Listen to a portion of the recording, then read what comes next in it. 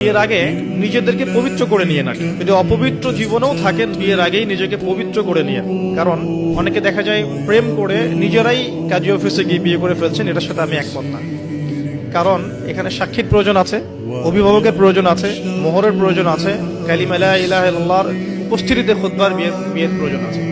এভাবে ম্যারেজগুলো যেগুলো হচ্ছে বেশিরভাগই আমাদেরকে জেনার দিকে নিয়ে যাচ্ছে, এবং দীর্ঘস্থায়ী জেনা, একদিন দুই দিন না, বছরের পর বছর থাকছেন জেনা করতেই আছে।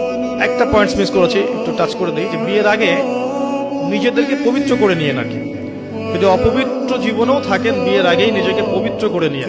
কারণ এটাই স্বাভাবিক যে একজন পবিত্র সত্তা আরেকজন পবিত্র সত্তাকে পাবে, এটাই স্বাভাবিক।